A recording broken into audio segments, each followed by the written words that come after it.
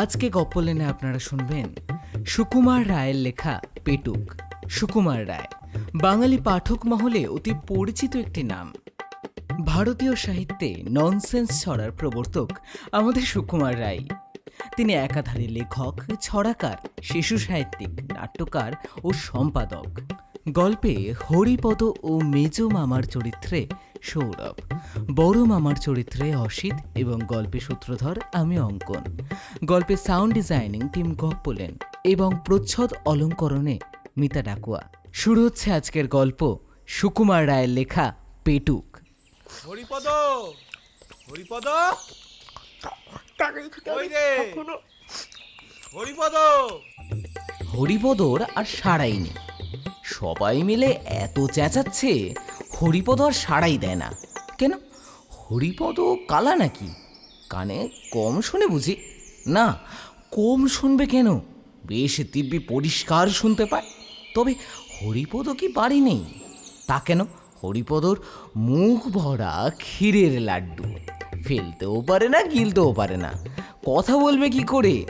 আবার ডাক শুনে ছুটে আসতেও পারে না, তাহলে যে ধরা পড়ে যাবে। তাই সে তাড়াতাড়ি লাড্ডু গিলছে আর জল খাচ্ছে।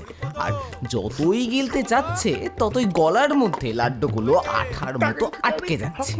বিষম খাবার জোগাড় আর কি। এটা কিন্তু হরিপদর ভারী বদভ্যাস। এর জন্য কত ধমক, কত শাসন, কত শাস্তি, কত সাজাই সে যে পেয়েছে, তবুও তারা আক্কেলার হলো না। তবু সে লুকিয়ে চুরিয়ে পেটুকের মতো খাবেই। যেমন হরিপদ তেমনি তার ছোট ভাইটি। এদিকে পেট রোগা, দুদিন অন্তর অন্তর অসুখ লেগেই আছে, তবু হ্যাংলামি আর তাদের যায় না। যেদিন শাস্তিটা একটু শক্ত রকমের হয়, তারপর কয়েকদিন ধরে প্রতিজ্ঞা থাকে যে এমন কাজ আর করব না। যখন অসময়ে অখাদ্য খেয়ে রাত্রে তার পেট কামড়ায়, তখন কাঁদে আর বলে, আন্না এইবার এই শেষ, আর খাবো না। বাবা পেটে কি ব্যথা। কিন্তু দুদিন যেতে না যেতেই আবার যেই সেই। এই তো কিছুদিন আগে পিসিমার ঘরে দই খেতে গিয়ে তারা জব্দ হয়েছিল, কিন্তু তবুও লজ্জা নেই। হরিপদর ছোট ভাই শ্যামাপদ এসে বলল যে, দাদা শিগগিরই এসো, পিসিমা এইমাত্র এক হাঁড়ি দই নিয়ে তার খাটের তলায় লুকিয়ে রাখলেন। দাদা কি এত ব্যস্ত হয়ে এই খবরটা দেওয়ার অর্থ এই যে পিসিমার ঘরে বিশাল শিকল দেয়া থাকে। শ্যামাপদ সেটাতে হাতের নাগাল পায় না, তাই দাদার সাহায্যখানা দরকার হয়। দাদা এসে আস্তে আস্তে শিকলটা খুলে আগেই তাড়াতাড়ি গিয়ে খাটের তলায় দাঁড়িয়ে হাঁড়ি থেকে এক খাবল তুলে নিয়ে খপ করে মুখে দিয়েছে। মুখে দিয়েই চিৎকার, কথাই বলে ষাঁড়ের মতো চেঁচাচ্ছে। কিন্তু হরিপদর চেঁচানো তার চাইতেও সাংঘাতিক। চিৎকার শুনে মা, মাসি, দিদি, পিসি যে যেখানে ছিলেন সব কি হলো কি হলো কি হলো বলে দৌড়ে এলেন। শ্যামাপদ বুদ্ধিমান ছেলে, সে দাদার চিৎকারের নমুনা শুনে দৌড়ে ঘোষেদের পাড়ায় গিয়ে হাজির। সেখানে অত্যন্ত ভালো মানুষের মতো তার বন্ধু শান্তি ঘোষের কাছে পড়া বুঝে নিচ্ছে। এদিকে হরিপদর অবস্থা দেখে পিসিমা বুঝেছেন যে হরিপদ দই ভেবে তার চুনের হাঁড়ি চেখে বসেছে। তারপর হরিপদর যা সাজা, এক সপ্তাহ ধরে সে না পারে চিবোতে, না পারে গিলতে, আর খাবার নিয়ে এক মহা হাঙ্গামা। কিন্তু তবুও তার লজ্জা নেই। আজ আবার লুকিয়ে কোথায় লাড্ডু খেতে গিয়েছে। ওদিকে মামা তো ডেকে সাড়া। খানিক বাদে মুখ ধুয়ে মুছে হরিপদ ভালো মানুষের মতো এসে হাজির।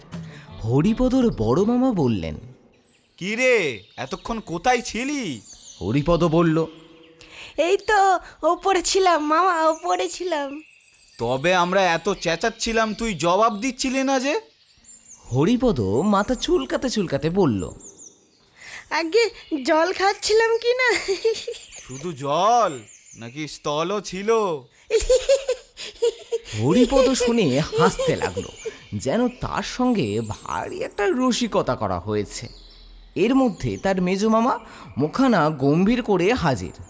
তিনি ভিতর থেকে খবর এনেছেন যে হরিপদ একটু আগেই ভাড়ার ঘরে ঢুকেছিল, আর তারপর থেকে 10-12খানা ক্ষীরের লাড্ডু কম পড়ছে।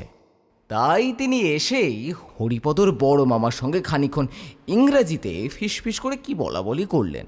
তারপর গম্ভীরভাবে বললেন, বাড়িতে ইঁদুরের যেরকম উৎপাত, ইঁদুর মারবার একটা কিছু বন্দোবস্ত না করলে আর চলছে না। চারিদিকে যেরকম প্লেগ আর ব্যারাম, এই পারসিদ্ধ ইঁদুর না মারলে আর রক্ষা নেই। বড় মামা বললেন, হ্যাঁ, তার ব্যবস্থা করা হয়েছে। দিদিকে বলেছি সেঁকো বীজ দিয়ে নাড়ু পাকাতে, সেইগুলো একবার ছড়িয়ে দিলেই ইঁদুরের বংশ নির্বংশ হবেই। হরিপদ জিজ্ঞেস করল, লাড্ডু কবে পাকানো হবে? বড় মামা বললেন, সে এতক্ষণে হয়ে গেছে। সকালেই টেপিকে দেখছিলাম এক থাল ক্ষীর নিয়ে দিদির সঙ্গে নাড়ু পাকাতে বসেছে। হরিপদর মুখখানা আমশির মতো শুকিয়ে এলো। সে খানিকটা ঢোক গিলে বলল, হ্যাঁ, সেকো বিষ খেলে কি হয় বড় মামা? হবে আবার কি, ইঁদুরগুলো মারা পড়বে, এই হবে। আর যদি মানুষে এই লাড্ডু খেয়ে ফেলে? তা একটু আধটু যদি খেয়ে ফেলে তো নাও মরতে পারে। গলা জ্বলবে, মাথা ঘুরবে, বমি হবে, হয়তো হাত পা খিঁচবে। আর যদি একেবারে 11টা লাড্ডু খেয়ে ফেলে? বলে হরিপদ ব্যাঁ করে কেঁদে ফেলল। তখন বড় মামা হাসি চেপে অত্যন্ত গম্ভীরভাবে বললেন, বলিস কি রে, তুই খেয়েছিস নাকি? হরিপদ কাঁদতে কাঁদতে বলল, বড় মামা, ওর মধ্যে 5টা খুব বড় ছিল। তুমি তুমি শিগগিরই ডাক্তার ডাকো। আর কি রাখো, গাছে যে করছে আর বমি বমি পাচ্ছে।